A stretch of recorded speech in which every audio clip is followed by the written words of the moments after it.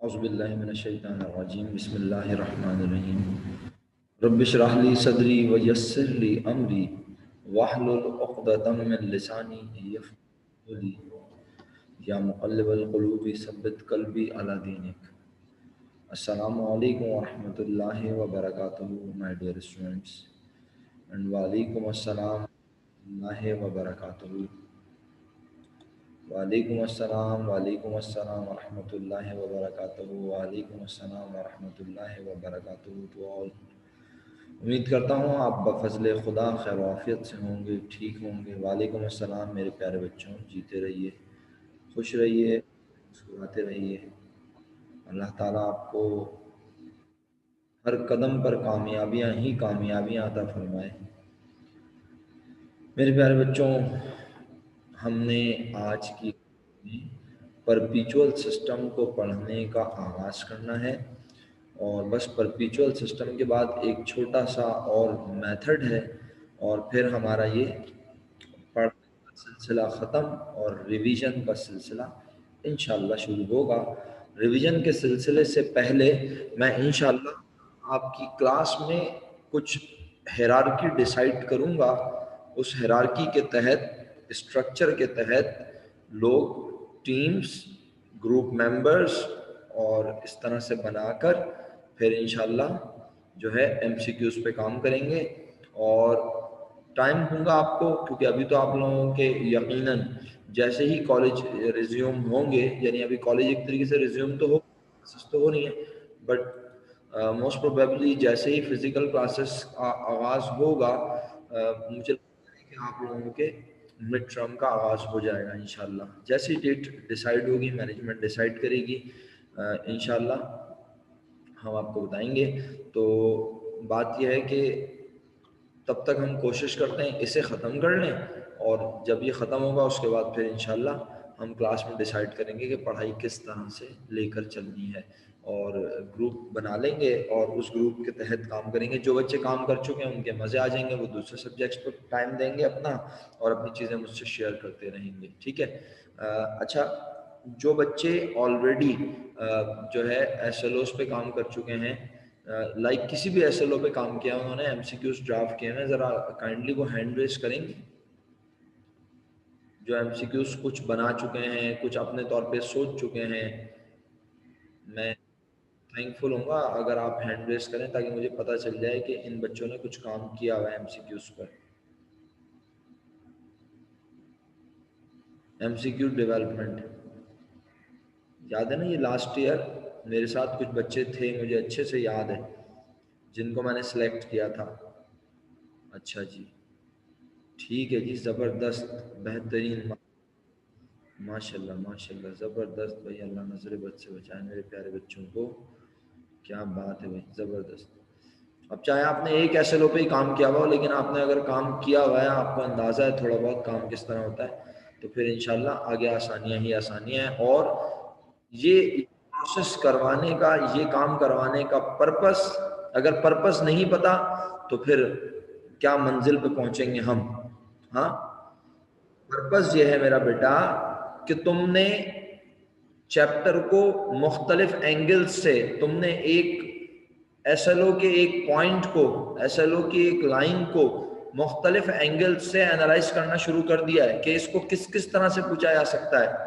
और यही तुम्हारी जीत होती है कि तुम मुख्तलिफ एंगल से सोचते हो, और जब तुम सोचते हो तो और पेपर में तुम उसके लिए अपने आप को प्रिपेयर कर रहे होते हो। तो ये तुम्हारा बेहतरीन तरीका है, अगरचे कि ये बड़ा लेंदी तरीका है, इतना आसान नहीं है, लेकिन बहरहाल क्योंकि हमारे पास वक्त है, अल्हम्दुलिल्लाह हमारा कोर्स रिड्यूस हो गया, हमारा सिलेबस ख़त्म हो गया, हमने कंप्लीट कर लिया तकरीबन, तो हमारे लिए ये बेहतर होगा। अच्छा, मैं आज वक्त ज़ाया नहीं करता, वरना एक ही यूनिट है, ऐसा ना हो कि यूनिट ख़त्म हो जाए। थैंक यू सो मच प्यारे बच्चों, सो नाइस ऑफ यू, जज़ाकुमुल्लाह, अल्लाह आप पर रहमतें बरकत नाजिल फरमाए। हैंड डाउन कर लीजिए और फिलहाल अभी हम इस क्वेश्चन 11 को अटैम्प्ट करेंगे आज। अगर आप में से कोई भी वॉलंटरली अगर इस सिस्टम के बारे में मुझे बताए तो बहुत खुशी महसूस होगी कि परपीचुअल सिस्टम क्या है। नॉलेज तो दी है मैंने। यशल हैंड डाउन कर दो मेरा बेटा जी। मेरा बच्चा, आप में से कोई बच्चा अगर खुद से बताने, मुझे पता है सुबह सुबह बड़ा मुश्किल होता है, लेकिन कोशिश करके देखें। आप जानते हैं अल्हम्दुलिल्लाह, आपको पता है, आपके पास इनफ नॉलेज है। 2 मिनट, बस 1 मिनट रुकना, सही है, 1 मिनट रुकना तुम। हाँ, तो आप में से कोई अगर इस परपीचुअल सिस्टम को डिफाइन करे, गलत सही से आपको पता है, मैं आपको कभी भी डांटता नहीं हूँ, ना आपसे बदतमीजी करता हूँ कि भाई आपने गलत बताया और आप तो गलत बता रहे हैं, आपको पता नहीं है। लेकिन हाँ, ये कि आपको मौका देता हूँ। शाबाश अशकान, वेरी गुड। अशकान साहब ने मुझे लिख के एक जुमला भेजा। ठीक है, अगर आप म्यूट करके नहीं बोलना चाह रहे तो ज़बरदस्ती नहीं है। अच्छा जी, तकरीबन 8:12 हुआ चाहते हैं और अभी तक क्लास में लोग आ रहे हैं। क्यों भाई आलियान अली? 8:12 हुआ चाहते हैं और अभी तक लोग दूर दूर से अपने गांव से भाग भाग के तशरीफ लेकर आ रहे हैं क्लास में। बहुत दूर दूर से आ रहे हैं, बहुत दूर दूर से।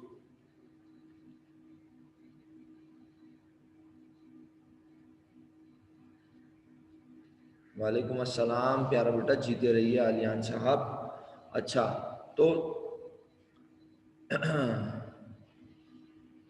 मोहतरम,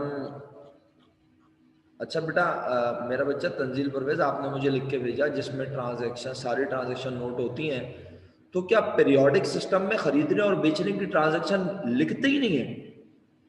हाँ, आप कह रही हैं ना जिसमें सारी ट्रांजैक्शन नोट होती हैं, buying and selling of products की। तो क्या मेरा बेटा पीरियोडिक सिस्टम में, जो पीरियोडिक सिस्टम हमने पढ़ा, क्या इसमें खरीदने और बेचने की ट्रांजैक्शन रिकॉर्ड नहीं होती होंगी? हाँ मेरा बेटा, जैसे था, खरीदा खरीदा बेचा, खरीदा खरीदा, इसी तरह खरीदा फिर बेचे, फिर ये खरीदे और बेचे, तो क्या इसमें रिकॉर्ड होती होंगी? तो फिर फर्क क्या हुआ मेरा बेटा पीरियोडिक और परपेचुअल में? अगर आपकी बात को मैं फर्क समझ लूं तो फिर ये फर्क तो नहीं रहा, डिफरेंस तो वो होता है ना। चलें जी, शुक्रिया। ओके बेटा, अलीफे आपकी तबीयत कैसी है ये बताएं, आप ठीक हैं? हाँ जी, अमसल भाई लेट हो गया आज हैं। बेटा रेगुलर हो जाए मेरा बच्चा अलिफिया। हाँ, बिल्कुल गुंजाइश नहीं है, बिल्कुल किसी किस्म की गुंजाइश नहीं, आप यूँ समझ लें, ठीक है? बिल्कुल रेगुलर हो जाए आप, क्योंकि कल आप क्लास में नहीं थी। शुक्रिया। हाँ जी अमसल भाई, लेट हो गया, आप कोशिश करें सर ज़रा वक्त की पाबंदी। हाँ जी बच्चों, परपीचुअल सिस्टम, मैं थैंकफुल हूँ उन तमाम बच्चों का जो किसी भी तरह से पार्टिसिपेट करते हैं क्लास में, किसी भी तरह से।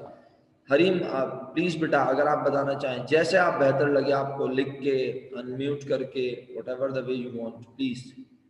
जी सर, परपेचुअल सिस्टम के अंदर जो है वो इन्वेंट्री को जो है वो at the end of the year update नहीं किया जाता, बल्कि उसको regularly with in the year update किया जाता है। हम लोग जिस तरीके से पीरियोडिक के अंदर परचेजेस को एंड में उसके अंदर ऐड कर देते, इस तरीके से नहीं करते।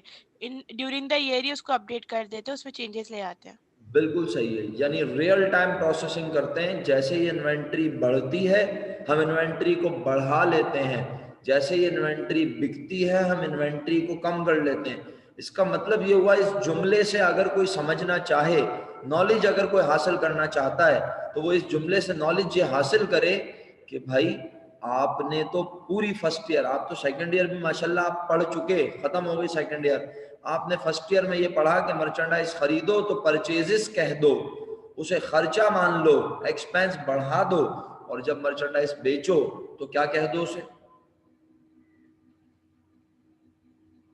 सेल्स कह दो, इनकम बढ़ा लो। लेकिन एक ऐसा सिस्टम भी है, एक ऐसा मेथड भी है, एक ऐसा निज़ाम भी है जो कहता है इन्वेंट्री के खरीदने से खर्चा मत बढ़ाओ, बल्कि अपनी इन्वेंट्री, अपने एसेट को इंक्रीज करो, और जब इन्वेंट्री को बेचो आमदनी जरूर बढ़ाओ, इनकम जरूर कहो, क्योंकि जाहिर सी बात है जो चीज तुमने 100 रुपए की ली है वो तुम सामने वाले को 100 रुपए में नहीं दे रहे, 120 रुपए में दे रहे हो, तो 120 रुपए जरूर लिखो क्या आमदनी हुई, लेकिन 100 रुपए से अपनी इन्वेंट्री को कम भी जरूर करो।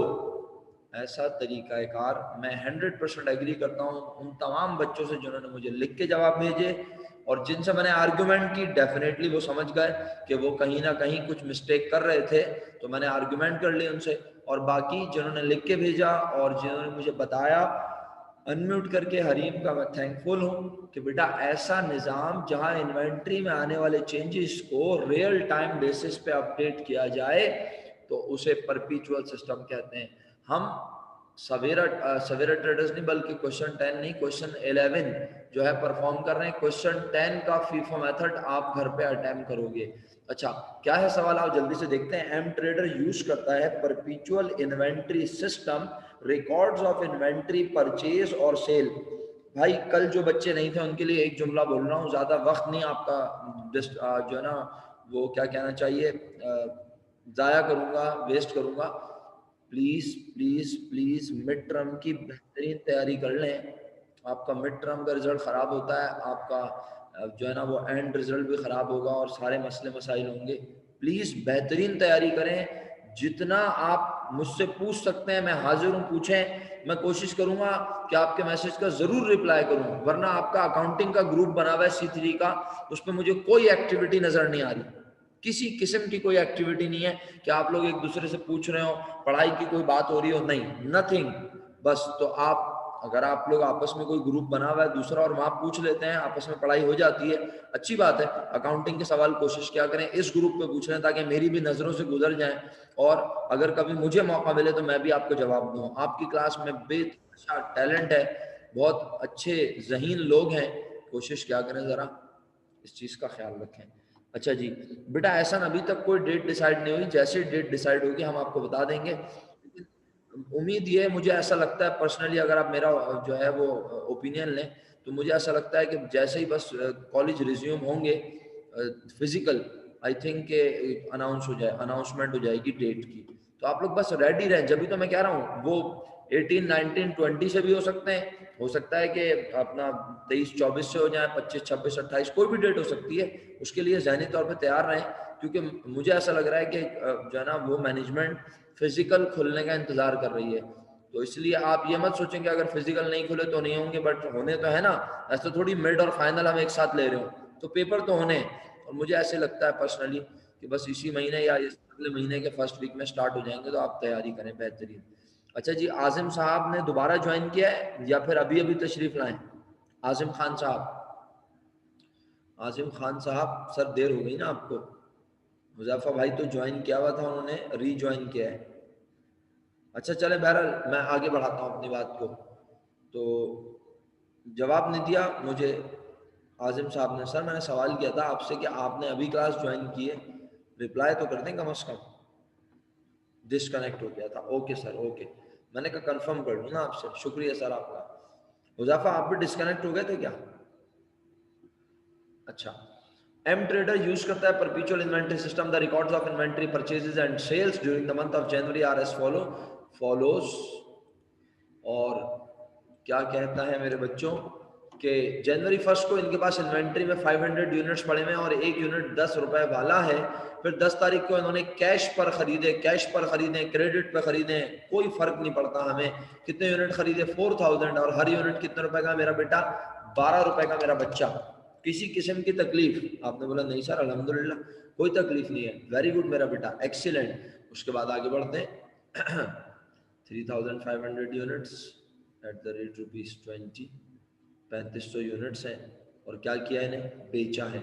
फिर 21 तारीख को क्या किया? खरीदे हैं उधार पर। उधार या कैश कोई फर्क नहीं पड़ता, कैश पर बेचें, कैश पर खरीदें, उधार पर खरीदें, उधार पर बेचें, कोई फर्क नहीं पड़ता। 5000 यूनिट्स आए, हर यूनिट 13 रुपए का है, और आप देख रहे हैं बेच कितने रुपए में रहे? 20 रुपीज में।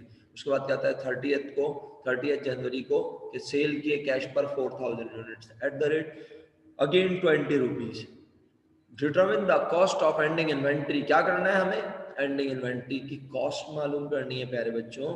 अच्छा, एंडिंग इन्वेंट्री की कॉस्ट सर ये तो पहले भी मालूम कर रहे थे, अभी भी मालूम करनी है। और एंड पर क्यों मालूम करनी है? भाई वो चाहता है ये सारी ट्रांजैक्शन के बाद तुम बताओ एंड पर कितना सामान बचा। तो क्या इस निजाम में, परपीचुअल सिस्टम में, हम एंड वाले सामान की डायरेक्ट वैल्यू निकालेंगे कितना बचा? नहीं, हम हर डेट पर एक ऐसा रिकॉर्ड मेंटेन करेंगे, एक ऐसा रिकॉर्ड डेवलप करेंगे जिसमें हमें नजर आएगा कि यूनिट्स पहले से कितने थे, फिर कितने आए, फिर कितने हो गए, फिर कितने चले गए, फिर कितने बच गए, फिर और आए, फिर बढ़ गए, फिर कितने हो गए, फिर कितने हमारे पास चले गए। यानी each and every update related to inventory, सही है, वो हम शो करेंगे। अच्छा जी,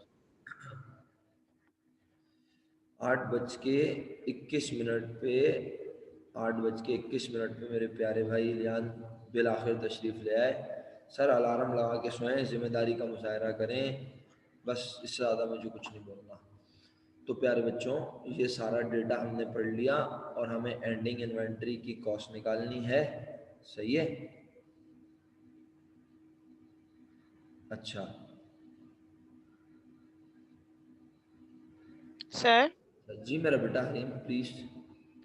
सर इसके अंदर जो दिया हुआ है परचेजेस की डेट जो कैश पे की गई है जनवरी 10 और क्रेडिट की 21 पे दी हुई है, अलग अलग लिखा हुआ है। इसमें ये नहीं लिखा हुआ है कि कौन सी परचेज कब की गई, मतलब कैटेगरी बनाई हुई है क्रेडिट कैश दोनों नहीं सेल्स और परचेजेस की। तो नहीं ये इस क्वेश्चन के अंदर ऐसा दिया हुआ है या फिर इस सिस्टम के अंदर होता ही ऐसा है? नहीं नहीं, इसको मैं जानबूझ के सिर्फ बोल रहा हूँ, यहाँ कैश लिखा हो या क्रेडिट लिखा हो, दोनों क्रेडिट हो, एक कैश हो एक क्रेडिट हो, इससे कोई फर्क नहीं पड़ता।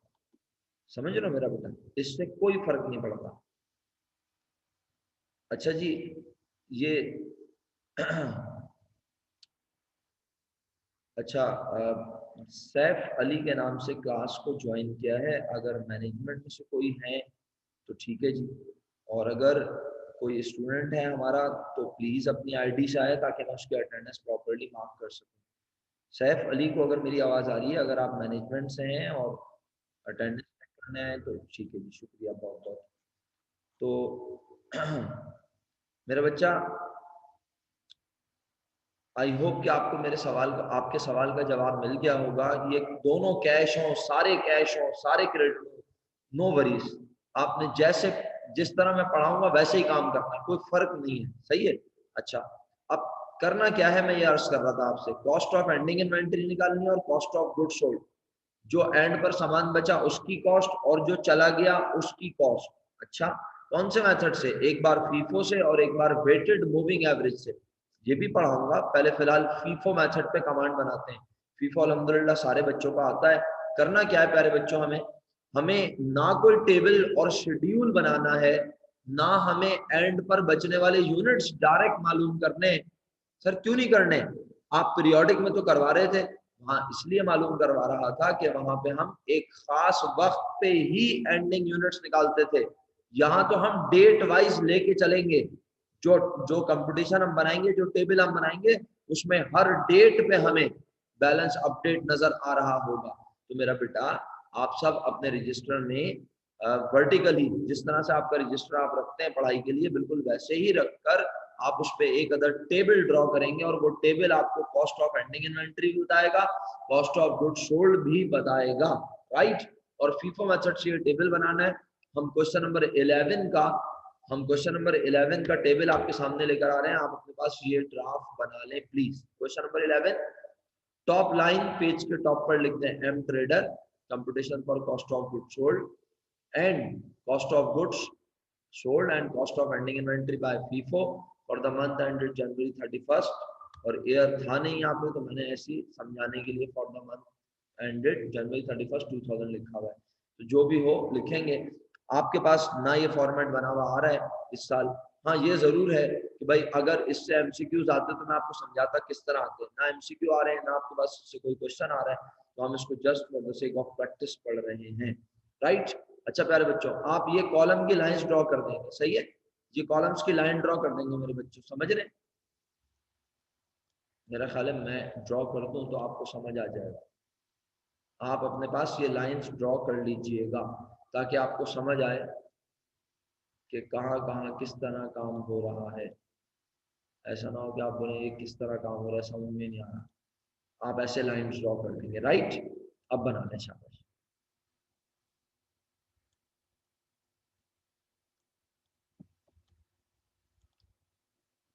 ये नीचे वाली लाइन अभी ड्रॉ ना कीजिएगा, अभी कितना काम इसके अंदर आएगा, कहाँ आएगा, कैसे आएगा, वो मैं आपको बताता रहूँगा। जरा जल्दी से ये फॉर्मेट बना लें। आपको यकीनन लिखा हुआ नजर आ रहा है कि पहला कॉलम डेट का है, उसके बाद purchases, cost of good sold और बैलेंस, ये 3 मेन कॉलम है। और हर कॉलम के अंदर 3 सब कॉलम नजर आ रहे हैं जो कि सेम है। क्या क्या? Units, rate, total cost. Units, rate, total cost, units, rate, total cost. सही है मेरा बेटा? जल्दी से बना लो, जो बच्चा बनाता जाए वो वाई लिख के भेजता जाए। मैं in the mean while attendance mark कर लेता हूँ। यूनिट है आज, राइट?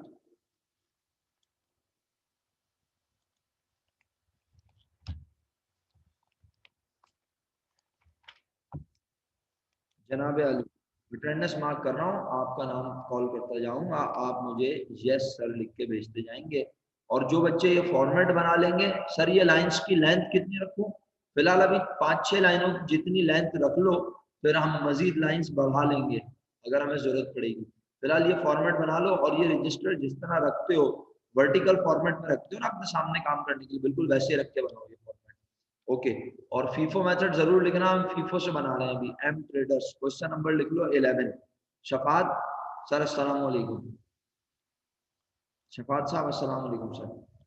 सर बिल्कुल गलत बात है ये, आप लोग जो है वो बिल्कुल, वालेकुम अस्सलाम सर, नाजायज फायदा उठा रहे हैं आप, बिल्कुल नाजायज फायदा उठा रहे हैं आप। बाद में आप मुश्किल में आएंगे, मेरा कुछ नहीं जाएगा। मुश्किल में जब घूम रहे होगे ना, उस वक्त फिर मेरे पास कोई हल नहीं होगा। नाहिल भाई आप भी कल एब्सेंट थे सर, ऐसा ही है सर। सर इसको मैनेज कर लें, कल मैं बता चुका हूँ, बहुत लंबा लेक्चर, वो देखना भी नसीब नहीं हुआ होगा आपको, मुझे पता है बहुत अच्छे से। सर ये सॉरी बिल्कुल अब मेरे लिए बेकार हो गया है, मीनिंगलेस है ये, कोई फायदा ही नहीं है। सॉरी का मतलब होता है नेक्स्ट टाइम नहीं करूंगा, आप तो कहते हैं सॉरी का मतलब दोबारा तैयार रहना, यही होगा, कल दोबारा ऐसा ही होगा। यकीन करें, माजरत के साथ, मैं मजाक नहीं कर रहा, लेकिन सच यही है। अली रज़ा अभी तशरीफ लाए माशाल्लाह, महावसीम अभी तशरीफ ला रही है माशाल्लाह। जबरदस्त, किसी ने बता दिया अटेंडेंस हो रही है। अच्छा जी। नाहिल, आप यकीन करें कि मैं इतनी बार जो है ना आपके घर पे कॉल करते करते रुक जाता हूँ कि नहीं यार, बच्चा अच्छा है, पढ़ता है, मेहनत करता है, लेकिन बस देख लें यार, आप इसको प्लीज मैनेज कर लें यार किसी भी तरह। अली रजा साहब अस्सलाम वालेकुम, महावसीम अस्सलाम वालेकुम। और अटेंडेंस मार्क करवा दीजिए बच्चों मुझे। आजिम शौकत साहब, जो बच्चे बनाते हैं वो बाय लिख के भेजते हैं मुझे, फॉर्मेट बना रहे हैं सब बच्चे, तेजी से बना लें फटाफट, वक्त कम है हमारे पास। आजिम शौकत साहब के अटेंडेंस मार्क। एहसन अली, एहसन मोमिन, अलिफिया, आलियान, अमसल, अंजिया अब्दुल करीम,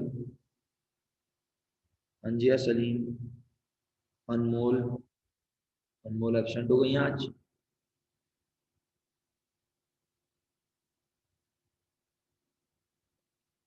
ओके जी, ओके। अली रजा साहब बहुत लेट नहीं आए सर आप?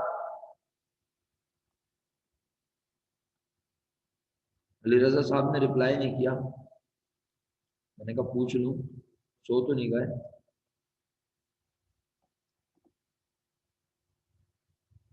ओके जी। वाई मुझे वो लोग लिख के भेज रहे हैं जो फॉर्मेट बनाते जा रहे हैं, और यस सर वो लिख के भेज रहे हैं जिनके अटेंडेंस मार्क कर रहा हूं। सर इतना लेट आएंगे क्लास में तो फिर अटेंडेंस तो मार्क नहीं होगी ना, फिर आप लोग बोलते हैं कि मैं क्लासेस तो लेता हूँ, देर हो जाती है। हसन भाई ओके है, ओके। ओके अली रजा साहब। अच्छा जी, अनमोल जीवानी एबसेंट है, अरीबा उमर क्लास में है, अशकान फयाज साहब हैं, सो तो नहीं रहे? इलियान कुछ कहना चाह रहे हैं तो अनम्यूट कर लें, हैंड रेस किया हुआ है आपने। अच्छा जी। अस्मा मौजूद हैं, बनी अंजुम, बिस्मा, बिस्मा एबसेंट है आज। फरवा मौजूद हैं,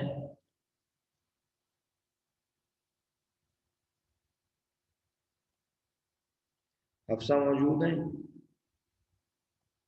हरीम, हर्षा फिर एब्सेंट। हसन अहमद जाहिद साहब, हसन अहमद जाहिद साहब आप कल नहीं थे, प्लीज कंट्रोल कर लें सर, मैं बता रहा हूं आपको बहुत मुश्किल में आ जाएंगे और मैं किसी को भी मुश्किल में नहीं देखना चाहता। माँ बाप अपने बच्चों को कभी मुश्किल में देखना नहीं चाहते, वो बोलते रहते हैं कि भाई अपना रास्ता सही कर लो, अपनी डायरेक्शन ठीक कर लो, पछताओगे जिंदगी में, हम सब जिंदगी भर तुम्हारे साथ नहीं है, लेकिन नहीं सुनते बच्चे और जब वक्त गुजर जाता है फिर परेशान होते हैं। हसन अहमद जाहिद साहब प्लीज, मैं आपसे ये बिल्कुल भी एक्सपेक्ट नहीं करता जो हो रहा है। चले शुक्रिया। हसनैन करीम, हसनैन करीम तो गायब हुए हैं बिल्कुल, पता नहीं कहाँ चले गए, एब्सेंट है वो। हसन मुर्तुजा, हसन मुर्तुजा साहब भी आज सो रहे हैं। हुसैन रजा काजमी, हुजैफा हुसैन,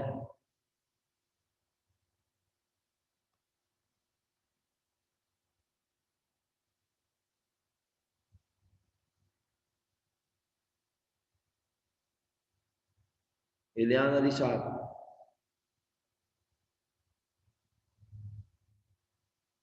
इंशिया, इंशिया कल पहले दिन ही छुट्टी कर ली। हाँ, इस्माइल आबिद, लकी जुबैर, इंशिया बेटा कंट्रोल करो मेरा बच्चा, छुट्टी नहीं होनी चाहिए, ये बिल्कुल अच्छी चीज नहीं है। महावसीम, आज तो अटेंडेंस मार्क कर रहा हूँ, अब जो बच्चा 15 मिनट लेट आएगा ना कल से 10 minute, after 10 minutes absent mark कर दूंगा, बता रहा हूँ। आफ्टर 8:10, 8:11 हुआ आप एब्सेंट, वरना आप मुझे मैसेज करके बताएं कि भाई अभी हमारा इंटरनेट कनेक्ट नहीं हो रहा है, जो भी। मरियम मंसूर,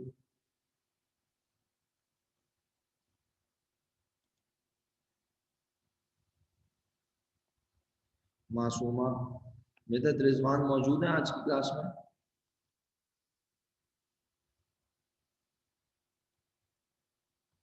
मिदत आप भी कल एब्सेंट थी बेटा, प्लीज इस तरह नहीं करें, आप लोग समझ लें बात को। मुफद्दल, मोहम्मद आजिम खान, मोहम्मद अली रजा, मोहम्मद अरीफ खान,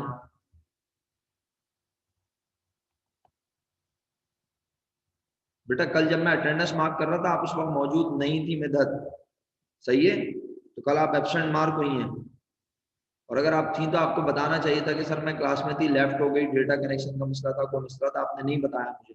किसी किस्म का कोई मैसेज मुझे कल रात तक में रिसीव नहीं हुआ, और हालांकि उसी वक्त करना चाहिए आपको। कल आप मौजूद थी, अच्छा, लेकिन ऐसा हो नहीं सकता बेटा, अभी भी तो मैं देख ही रहा हूँ। चले मैं चेक कर लूंगा, अच्छा मैं चेक कर लूंगा, परेशान ना हो मिदत, मेरे पास आपकी अटेंडेंस होती है, ये जितनी चैट है मेरे पास होती है, सही है मेरा बेटा, परेशान। अरीफ खान मौजूद है क्लास में, मोहम्मद हासिन एब्सेंट, मुनीबा जावेद, अच्छा अटेंडेंस में थोड़ी देर में बीच में रोकता हूँ, मार्क कर लूंगा, अभी फिलहाल ये काम शुरू करूँ वरना रह जाएगा।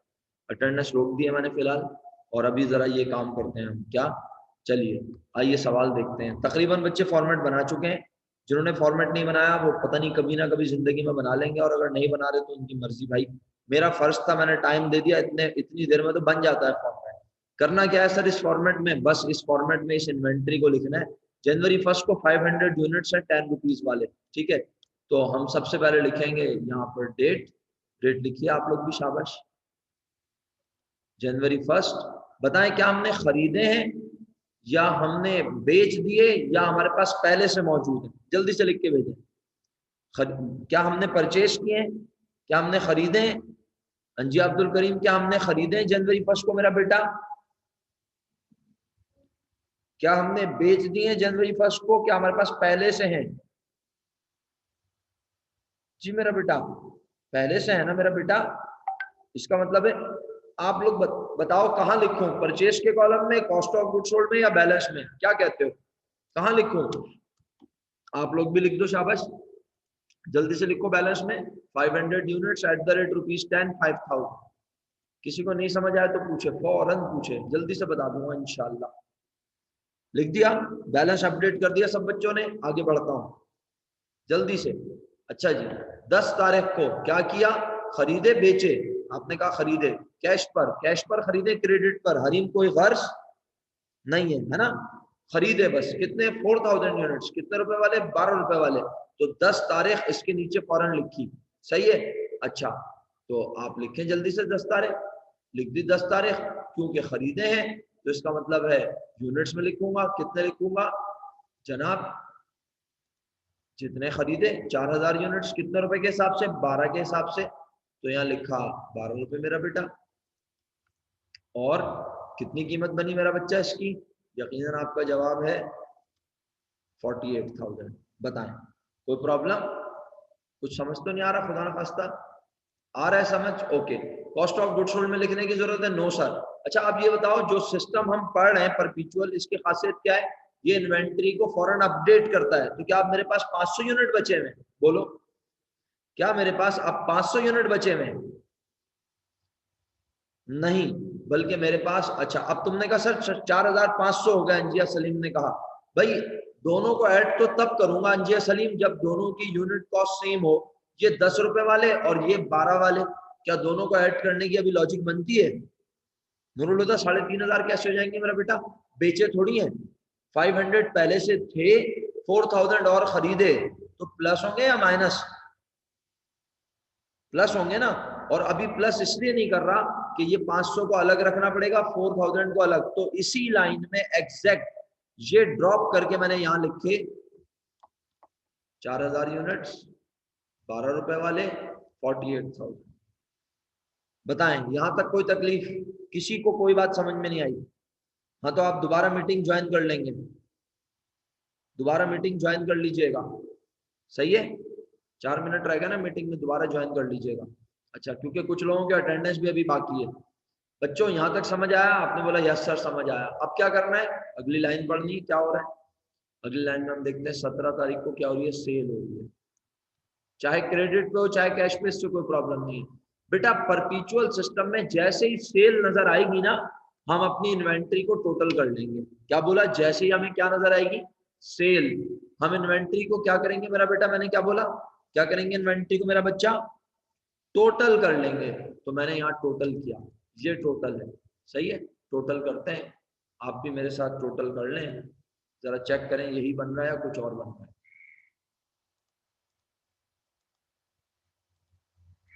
चेक करें यही टोटल बन रहा है। और ये पूरी लाइन आपको समझाने के लिए कह रहा हूं अदब से। इसको मैं, ये रेड कलर है ना, बताना, हाँ रेड ही है शायद, इसको मैं रेड कर देता हूँ कि इसमें कुछ नहीं लिखना, ये टोटल वाली लाइन है, तुम कोई कलर वलर ना कर देना भाई।